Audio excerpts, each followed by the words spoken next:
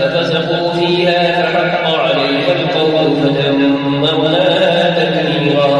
وكم أهلكنا من القرون من بعد نوح وكفى بربك بذنوب عباده خبيرا بصيرا من كان يريد العاجلة عجلنا له فيها ما نشاء لمن نريد ثم جعلنا له جهنم يصلاها مذموما مدحورا ومن أراد الآخرة وسعى لها سعيها وهو مؤمن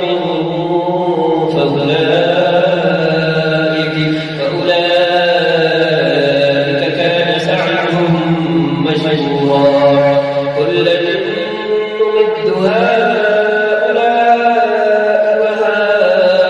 وهؤلاء من عطاء ربك وما كان عطاء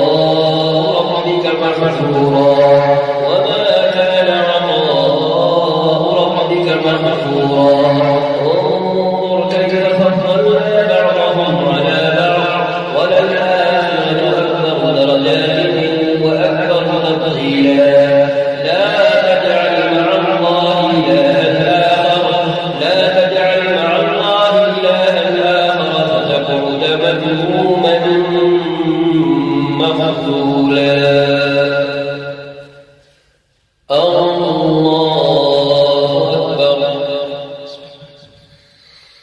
الحمد لله رب العالمين الرحمن الرحيم مالك يوم الدين إياك نعبد وإياك نستعين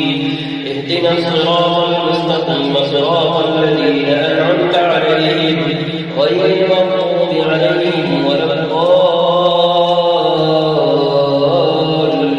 الضالين آمين وقضى ربك ألا تعبدوا إلا إياه وبالوالدين إحسانا إما يبلغن عندك الكبر أحدهما أو كلاهما فلا تقل لهما أف ولا تنهرهما وقل لهما قولا كريما واخفض لهما جناح الذل من الرحمة وقل رب ارحمهما كما ربياني صغيرا ربكم أعلم بما في نفوسكم إن تكونوا صالحين فإنه كان للأوابين غفورا وآت ذا القربى حقه والمسكين وابن السبيل ولا تبذر تبذيرا إن المبذرين كانوا إخوان الشياطين وكان الشيطان لربه كفورا وإما تعرضن عنهم ابتغاء رحمة من ربك ترجوها فقل لهم قولا ميسورا ولا تجعل يدك مغلولة إلى عنقك ولا تبسطها كل البسط فتقعد مذموما محسورا إن ربك يبسط الرزق لمن يشاء ويقدر إنه كان بعباده خبيرا بصيرا ولا تقتلوا أولادكم خشية إملاق نحن نرزقهم وإياكم إن قتلهم كان خطأ كبيرا ولا تقربوا الزنا إنه كان فاحشة وساء سبيلا ولا تقتلوا النفس التي حرم الله إلا بالحق ومن قتل مظلوما فقد جعلنا لوليه سلطانا فلا يسرف في القتل إنه كان منصورا ولا تقربوا مال اليتيم إلا بالتي هي أحسن حتى يبلغ أشده وأوفوا بالعهد إن العهد كان مسؤولا وأوفوا الكيل إذا كلتم وزنوا بالقسطاس المستقيم ذلك خير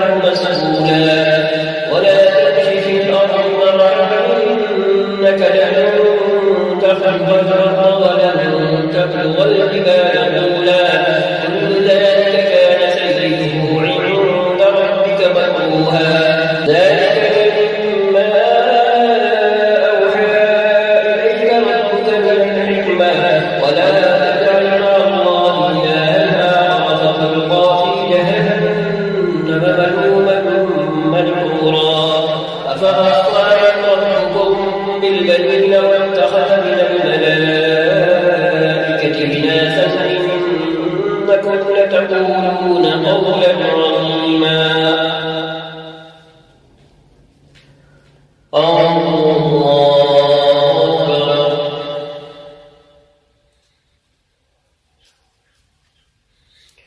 الحمد لله رب العالمين الرحمن الرحيم مالك يوم الدين إياك نعبد وإياك نستعين اهدنا الصراط المستقيم صراط الذين أنعمت عليهم غير المغضوب عليهم ولا الضالين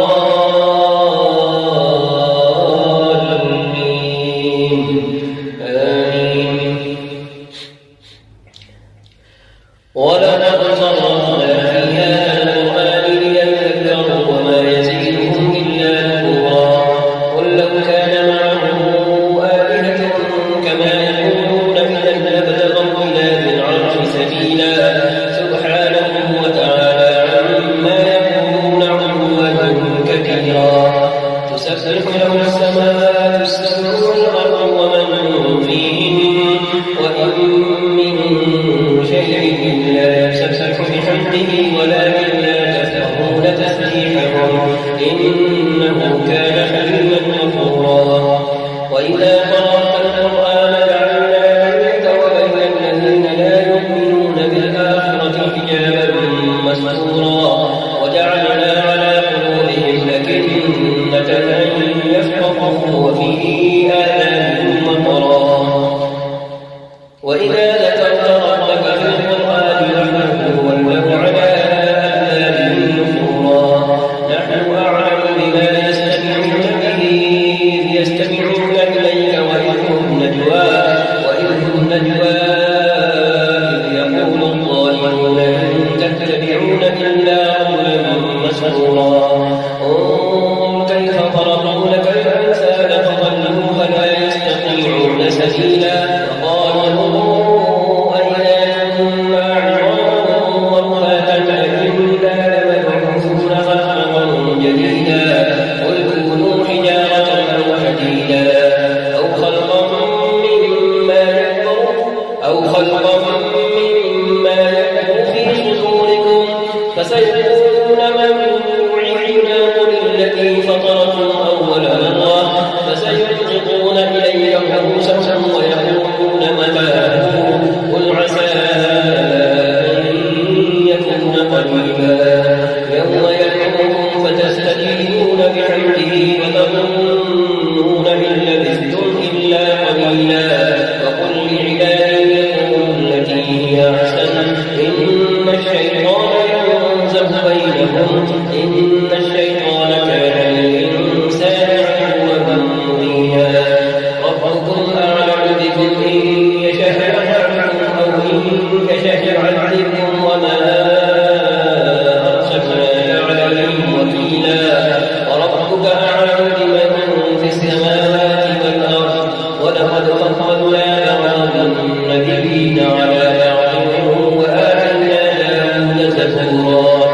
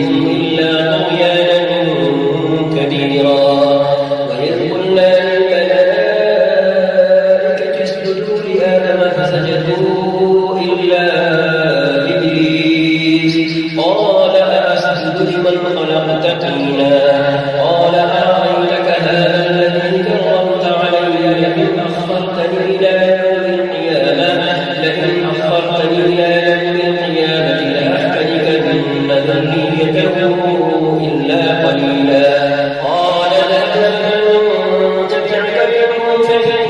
جهنم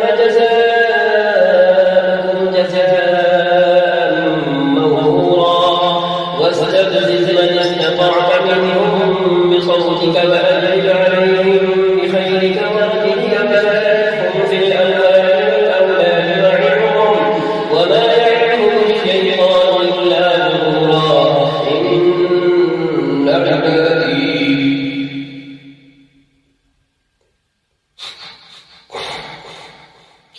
إن عبادي ليس لك عليهم سلطان وكفى بربك وكيلا إن عبادي ليس لك عليهم سلطان وكفى بربك وكيلا ربكم الذي يسجي لكم الفلك في البحر لتبتغوا من فضله إنه كان بكم رحيما وإذا مسكم الضر في البحر ضللتم تدعون إلا إياه فلما نجاكم إلى البر أعرضتم وكان الإنسان كفورا أفأمنتم أن يخسف بكم جانب البر أو يرسل عليكم حاصبا ثم لا تجدوا لكم وكيلا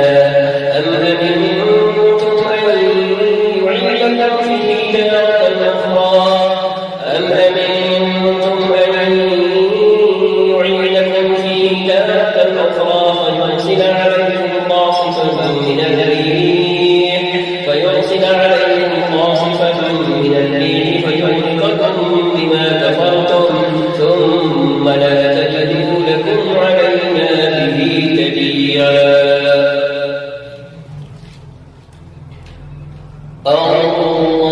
الله أكبر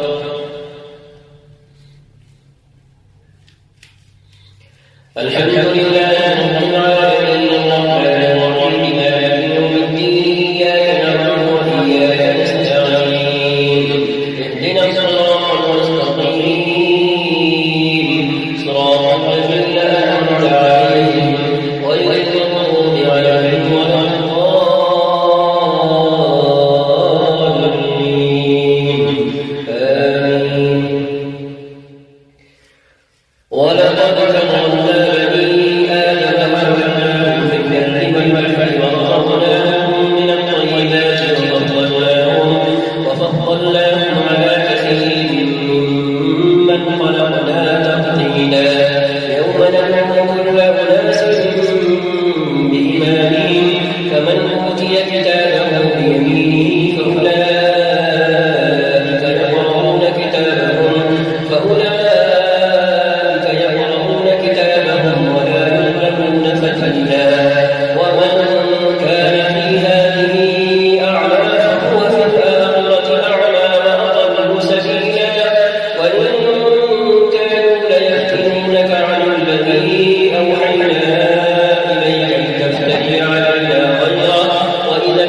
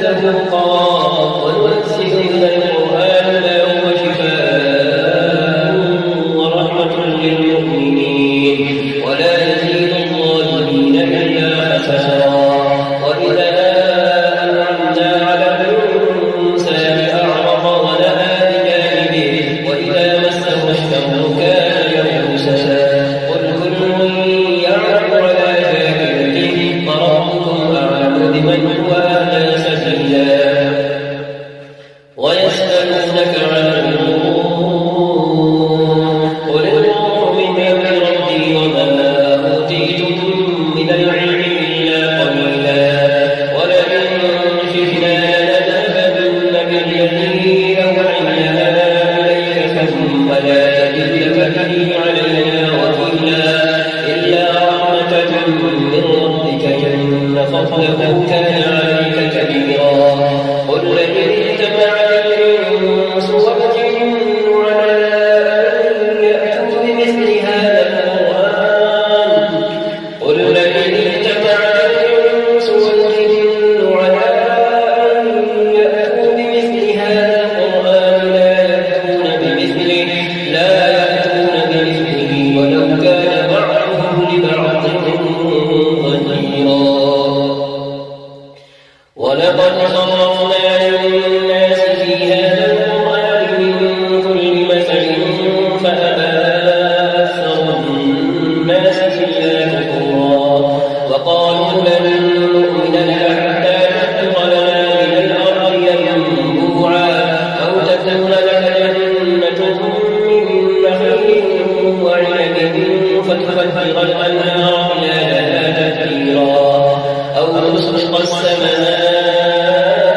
كما زعمت علينا كسفا أو تأتي بالله والملائكة قبيلا أو يكون لك بيت من زخرف أو ترقى في السماء ولن نؤمن لرقيك حتى تنزل علينا كتابا نقرأه قل سبحان ربي هل كنت إلا بشرا رسولا وما منع الناس أن يؤمنوا إذ جاءهم الهدى إلا أن قالوا وبعث الله بشرا رسولا قل لو كان في الأرض ملائكة يمشون مطمئنين لنزلنا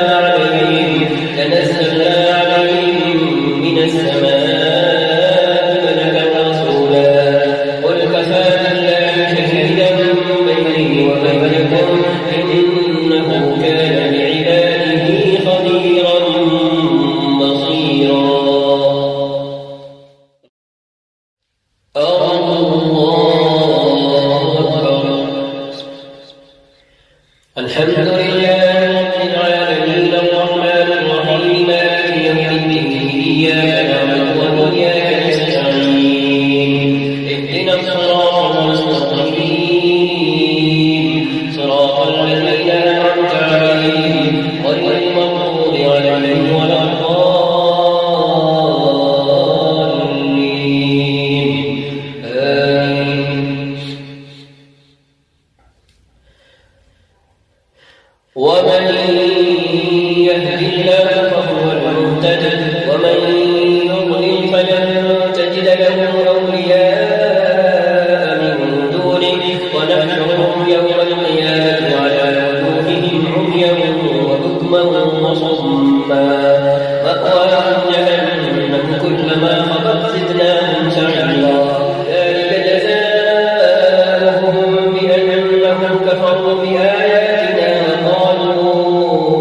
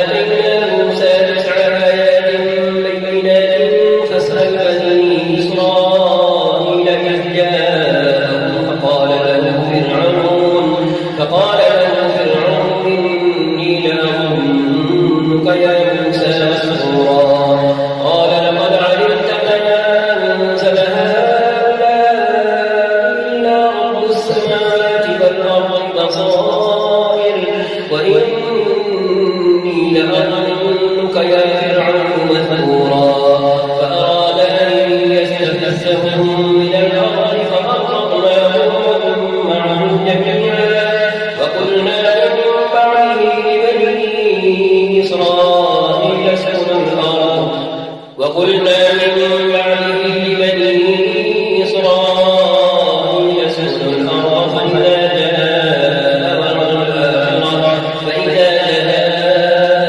وعد الآخرة جئنا بكم لفيفا وبالحق أنزلناه وبالحق نزل وما أرسلناك إلا مبشرا ونذيرا وقرآنا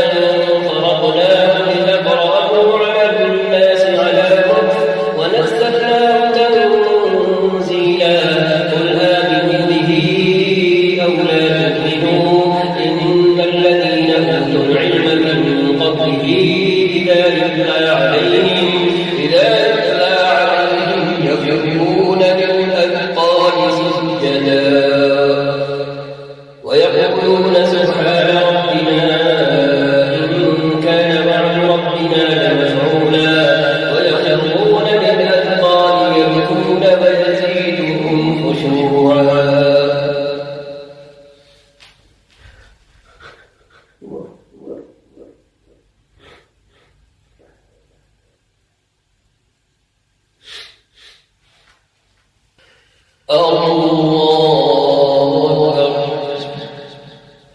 قل ادعوا الله ادعوا الرحمن أيما تدعوا فله الأسماء الحسنى ولا تجهر بصلاتك ولا تخافت بها وابتغ بين ذلك سبيلا وقل الحمد لله الذي لم يتخذ ولدا ولم يكن له شريك في الملك ولم يكن له ولي من الذل وكبره تكبيرا. الله أكبر.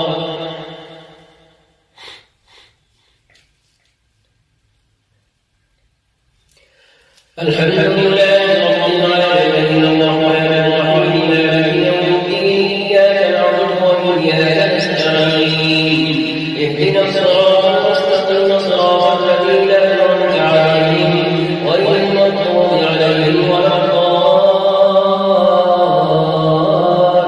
الضالين آمين. الحمد لله الذي أنزل على عبده الكتاب ولم يجعل له عوجا قيما لينذر بأسا شديدا من لدنه ويبشر المؤمنين الذين يعملون الصالحات أن لهم أجرا حسنا ماكثين فيه أبدا وينذر الذين قالوا اتخذ الله ولدا ما لهم به من علم ولا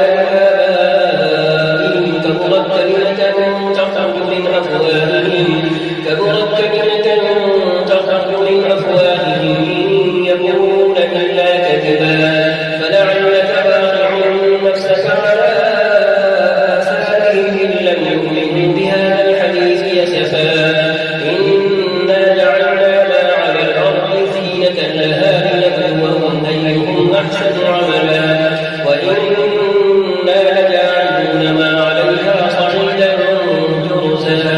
أم حسبت أن أصحاب الكهف والرقيم كانوا من آياتنا عجبا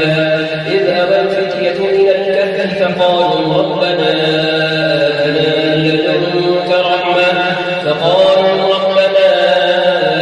آتنا من لدنك رحمة وهيئ لنا من أمرنا رشدا فضربنا على آذانهم في الكهف سنين عددا ثم بعثناهم لنعلم أي الحزبين يحصى لما لبثوا أمدا نحن نقص عليك نبأهم بالحق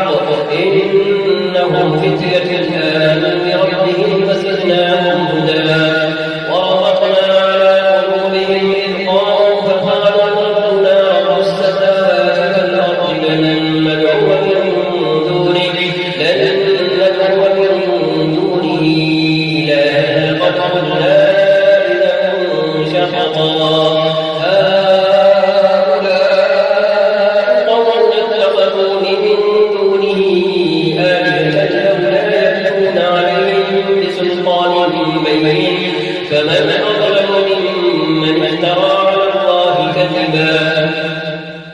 وإذ اعتزلتموهم وما يعبدون إلا الله فأووا إلى الكهف ينشر لكم ربكم من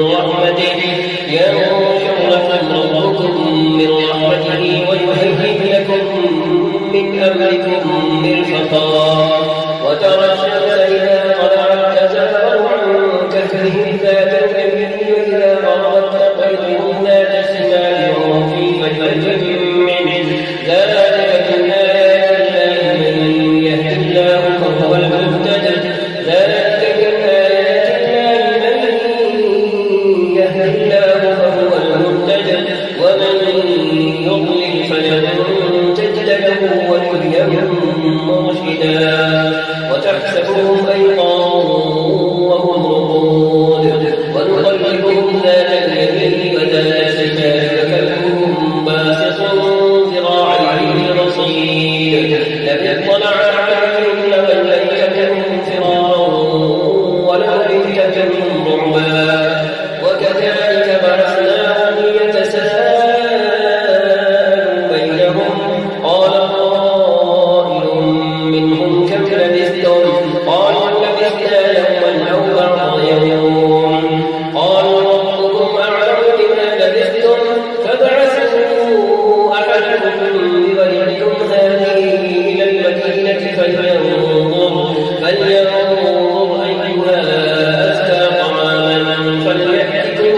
برزق منه وليتلطف ولا يحرمن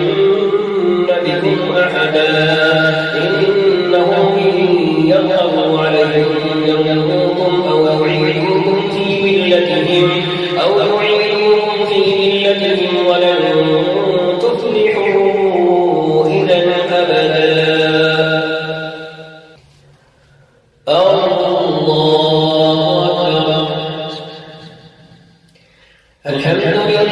رب العالمين الرحمن الرحيم مالك يوم الدين إياك نعبد وإياك نستعين اهدنا الصراط المستقيم صراط الذين أنعمت عليهم غير المغضوب عليهم ولا الضالين آمين. وكذلك أعثرنا عليهم ليعلموا أن وعد الله حق وأن الساعة لا ريب فيها إذ يتنازعون بينهم أمرهم فقالوا بنوا عليهم بنيانا ربهم أعلم بهم قال الذين غلبوا على لنتخذن عليهم مسجدا سيقولون ثلاثة رابعهم كلبهم ويقولون خمسة سادسهم كلبهم رجما بالغيب ويقولون سبعة وثامنهم كلبهم قل ربي أعلم بعدتهم ما يعلمهم إلا قليل فلا توال فيهم إلا مراء ظاهرا ولا تستفت فيهم منهم أحدا ولا تقولن لشيء إني فاعل ذلك غدا إلا أن يشاء الله واذكر ربك إذا نسيت وقل عسى أن يهديني ربي لأقرب من هذا رشدا ولبثوا في كهفهم 300 سنين وازدادوا 9 قل الله أعلم بما لبثوا له غيب السماوات والأرض أبصر به وأسمع ما لهم من دونه من ولي ولا يملك لحكمه أحدا واتل ما أوحي إليك من كتاب ربك لا مبدل لكلماته ولن تجد من دونه ملتحدا واصبر نفسك مع الذين يدعون ربهم بالغداة والعشي يريدون وجهه ولا تعد عيناك عنهم تريد زينة الحياة الدنيا ولا تطع من أغفلنا قلبه عن ذكرنا ولا تطع من أغفلنا أغفلنا قلبه عن ذكرنا واتبع هواه ولا تطع من أغفلنا قلبه عن ذكرنا واتبع هواه وكان أمره فرطا وقل الحق من ربكم فمن شاء فليؤمن ومن شاء فليكفر إنا أعتدنا للظالمين نارا أحاط بهم سرادقها وإن يستغيثوا يغاثوا بماء كالمهل يجري الوجوه بئس الشراب وساءت مرتفقا إن الذين آمنوا وعملوا الصالحات إنا لا نضيع أجر من أحسن عملا أولئك لهم جنات عدن تجري من تحتهم الأنهار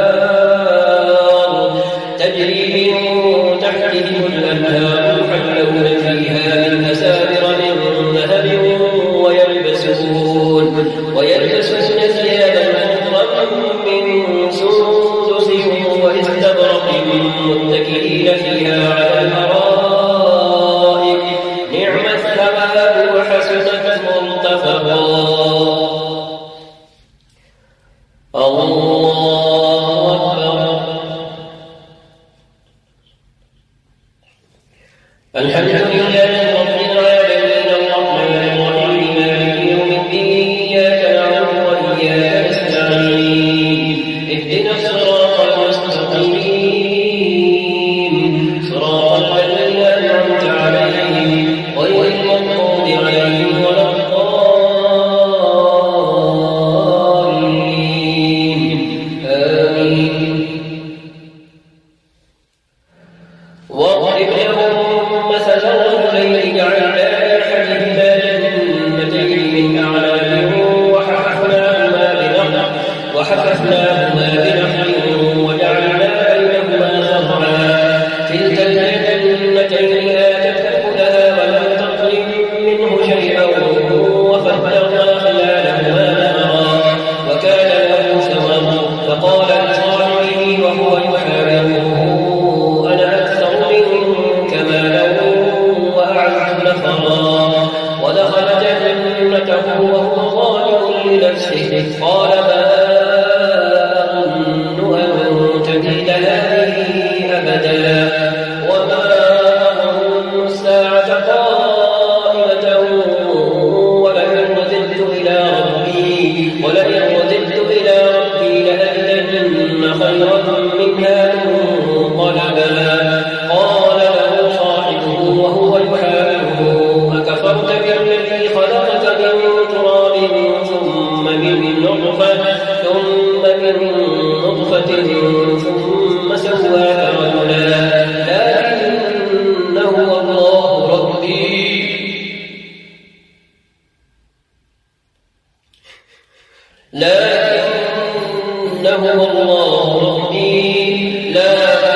لكنه الله ربي ولا أشرك بربي أحدا ولولا إذ دخلت جنتك قلت ما شاء الله لا قوة إلا بالله إن ترني أنا أقل منك مالا وولدا فعسى ربي أن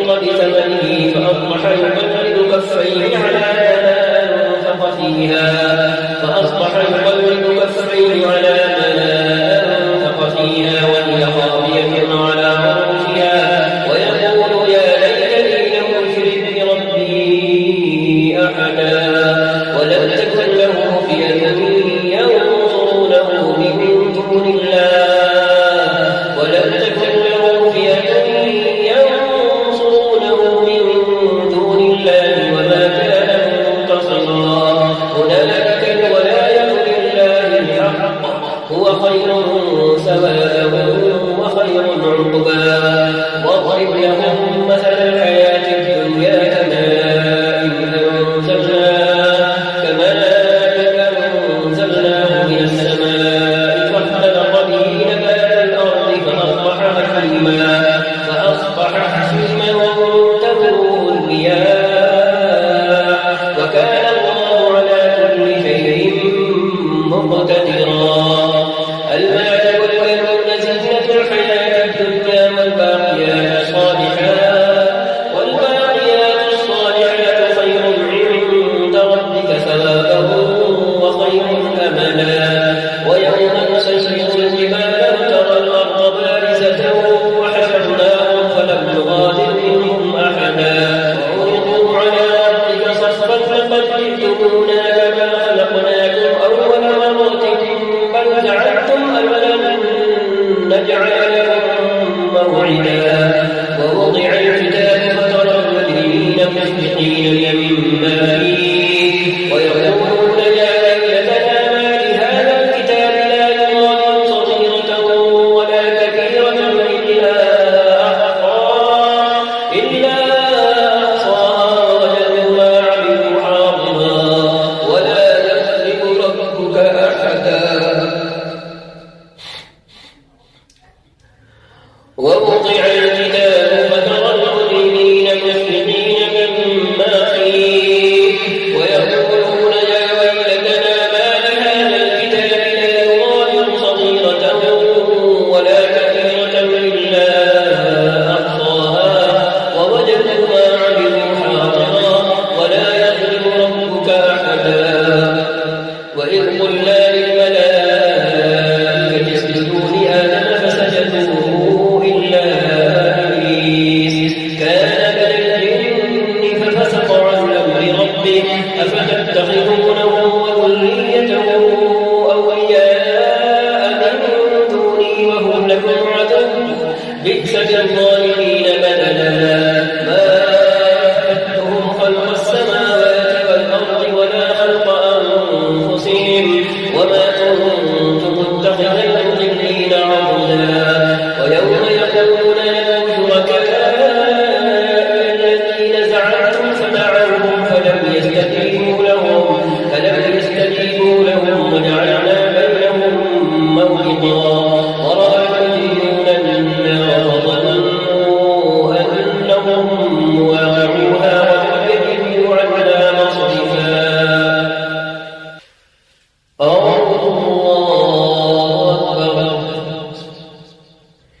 الحمد لله رب العالمين الرحمن الرحيم مالك يوم الدين إياك نعبد وإياك نستعين اهدنا الصراط المستقيم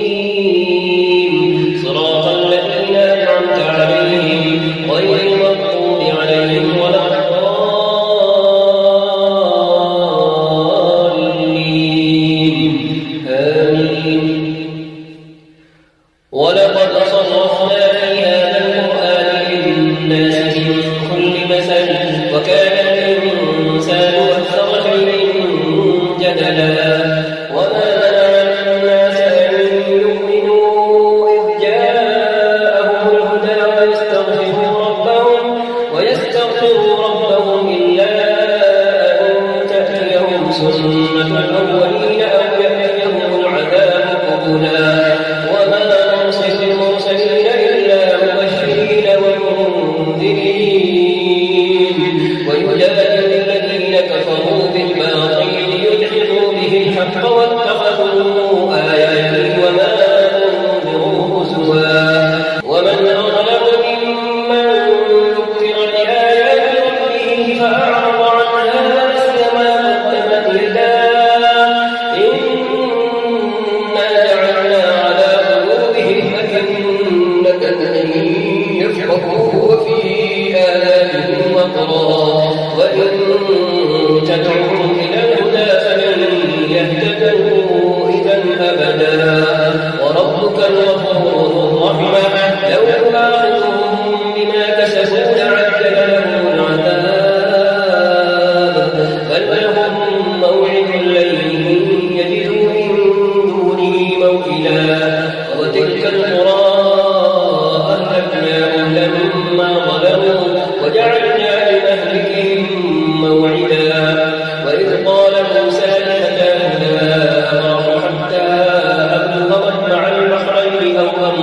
حقبا فلما بلغا مجمعهما نسيا حوتهما فاتخذ سبيله في البحر سربا فلما جاوزا قال لفتاه آتنا غداءنا لقد لقينا من سفرنا هذا نصبا قال أرأيت إذ أوينا إلى الصخرة فإني نسيت الحوت وما أنسانيه إلا الشيطان أن أذكره واتخذ سبيله في البحر عجبا قال ذلك ما كنا نبغي فارتدا على آثارهما قصصا فوجدا عبدا من عبادنا آتيناه رحمة من عندنا وعلمناه من لدنا علما قال له موسى هل أتبعك على أن تعلمني مما علمت رشدا قال إنك لن تستطيع معي صبرا وكيف تصبر على ما لم تحط به خبرا قال ستجدني إن شاء الله صابرا ولا أعصي لك أمرا قال هل اتبعتني فلا تسألني عن شيء حتى أحدث لك منه ذكرا فانطلقا حتى إذا ركبا في السفينة خرقها قال أخرقتها لتغرق أهلها لقد جئت شيئا إمرا قال ألم أقل إنك لن تستطيع معي صبرا قال لا تؤاخذني بما نسيت ولا ترهقني من أمري عسرا فانطلقا حتى إذا لقيا غلاما فقتله قال أقتلت نفسا زكية بغير نفس لقد جئت شيئا نكرا قال ألم أقل لك إنك لن تستطيع معي صبرا قال إن سألتك عن شيء بعدها فلا تصاحبني قد بلغت من لدني عذرا فانطلقا حتى أتيا أهل قرية استطعما أهلها فأبوا أن يضيفوهما فوجدا فيها جدارا يريد أن ينقض فأقامه قال لو شئت لاتخذت عليه أجرا قال هذا فرق بيني وبينك سأستغفرك بذكري ما لم تستطع عليه صبرا أما السفينة فكانت لمساكين يعملون في البحر فأردت أن أعيبها وكان وراءهم ملك يأخذ كل سفينة غصبا وأما الغلام فكان أبواه مؤمنين فخشينا أن يغرقهما طغيانا وكفرا فأردنا أن يبدلهما ربهما خيرا منه زكاة وأقرب رحما وأما الجدار فكان لغلامين يتيمين في المدينة وكان تحته كنز لهما وكان أبوهما صالحا فأراد ربك أن يبلغا أشدهما ويستخرجا كنزهما رحمة من ربك وما فعلته عن أمري ذلك تأويل ما لم تستطع عليه صبرا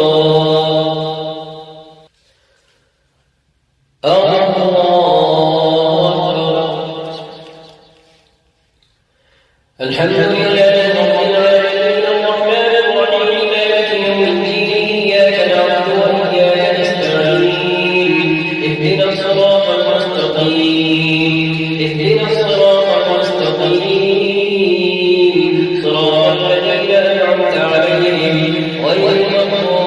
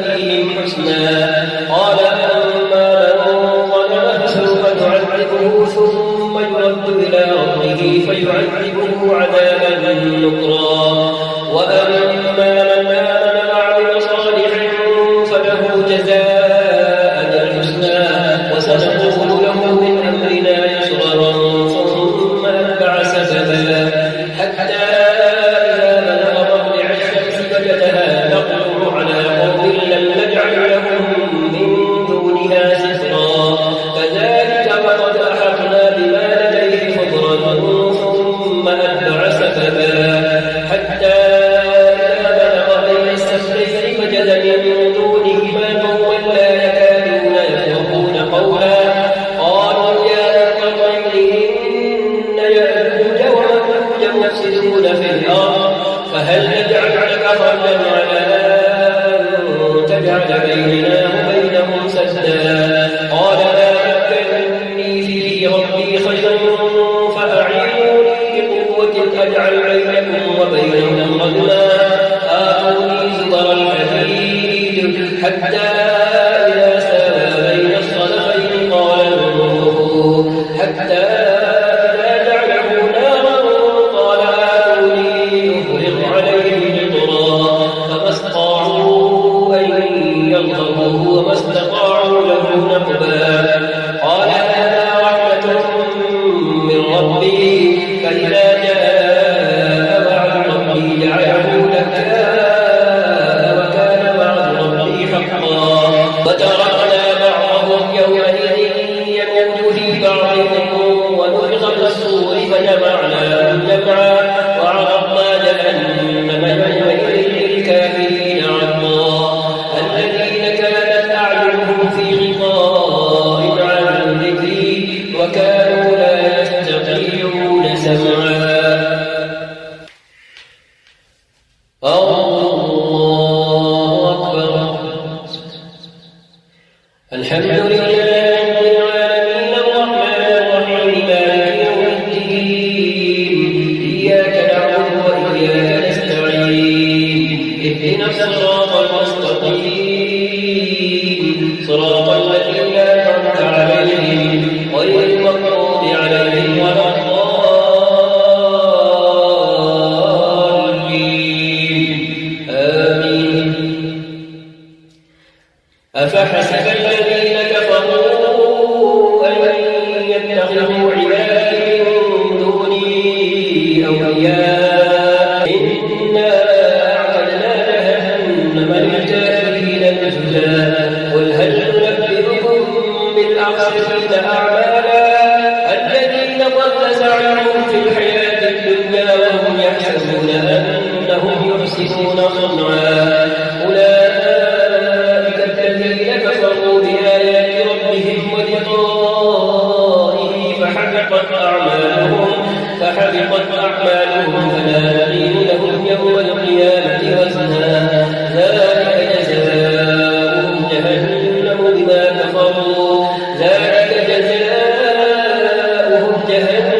بما كفروا واتخذوا آياتي ورسلي هزوا إن الذين آمنوا وعملوا الصالحات كانت لهم جنات الفردوس نزلا خالدين فيها لا يبغون عنها عوجا قل لو كان البحر مدادا لكلمات ربي لنفد البحر قبل أن تنفد كلمات ربي ولو جئنا بمثله مددا قل إنما أنا بشر مثلكم يوحى إلي أنما إلهكم إله واحد فمن كان يرجو لقاء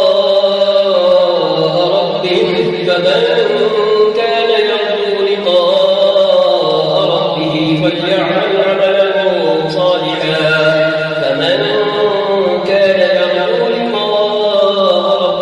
فليعمل عملا صالحا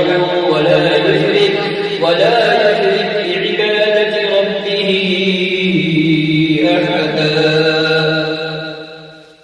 الله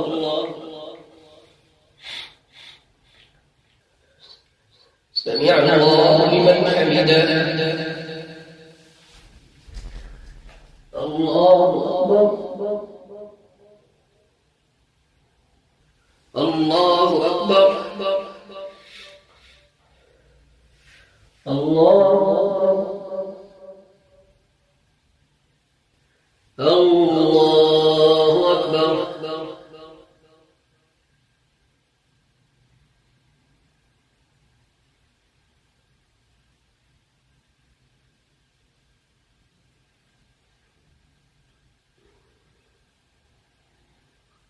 السلام عليكم ورحمة الله.